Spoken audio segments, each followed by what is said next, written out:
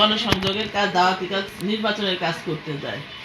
যাওয়ার পরে আমাদের বাধা দেয় হচ্ছে আনুর বাড়ির সামনে। এখানে আনুর বাড়ির সামনে বাধা দেয়, বলে যে জয়নালকে জয়নালকে তো চিনি না, ও কইতে উড়া এসে জুড়া বসছে, ওকে তো চিনি না। এরকম ধরনের অনেক ধরনের সালাউদ্দিনের রবিনের কথা বলে, ও তো এখানকার স্থানীয়। জয়নাল তো কয়দিন ছিল জানেন সে কি খন্দকার রোডে।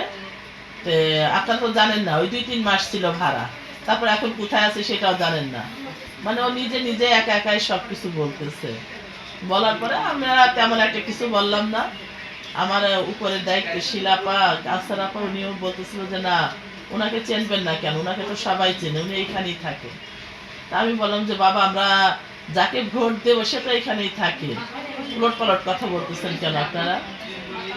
তখন বলার পরে উনি অনেক উত্তেজনা হয়ে গেল, রাগ হইল ওনার।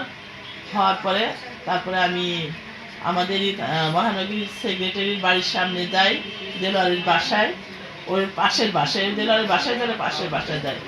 ওইখানে এক রকম বোন আমার কাজ করতেছিল 5 তলায়। তাই আমার পা ব্যথার জন্য আমি উপরে উঠতে পারিনি। ওইখানে এক কর্মীর সাথে আমার দেখা হয়।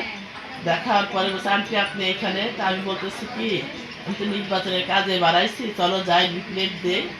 ও বলতেছে আচ্ছা আমি তো চাকরি করি, চলেন আন্টি আপনার আপনার একটু সময় দেই।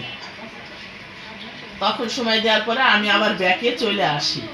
যেখান থেকে আনুর বাড়ি, যেখান থেকে কথায় ওরই সোজাসুজি চলে যায়। ওইখানে অবশ্য আগে আছে মহানগরীর ছিল, অফিস ছিল, আমি চিনি অবশ্য। আমি ওইখানে যাই, যাওয়ার পরে ওকে আমি বলি যে 5 তলায় উঠো। ওটার চিপার ভিতরে একটুখানি যায়, পিছন ভিড়ে থাকি।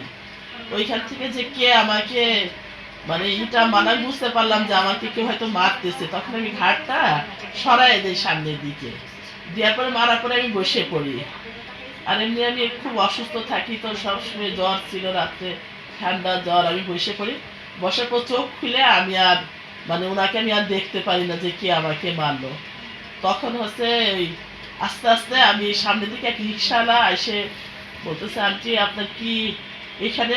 তখন ও দেখে যে আমার হাতে রক্ত, ও আমার নিয়ে যায় শনি আকলারের সাইডে। নিয়ে যাওয়ার পরে একটা ইসে নিয়ে যাওয়ার পরে ওইখানে ডাক্তার দেখায়, দেখানোর পরে আমি একাই বাসায় চলে আসছি। আসছে এই কারণে যে না 4টা না, যেটা সত্য সেটা মাথায় আর কি লাগে নাই, হয়ে গেছে আর কি। তখন হচ্ছে আমি আইসে আমি কাউকে বলতে চাচ্ছি না, কারণ নির্বাচনের সামনে হয়তো আমার এই ভয়তে কেউ বাড়াতে চাবে না আমার কর্মীরা। সেজন্য আমি সুমাইয়া আপার কাছে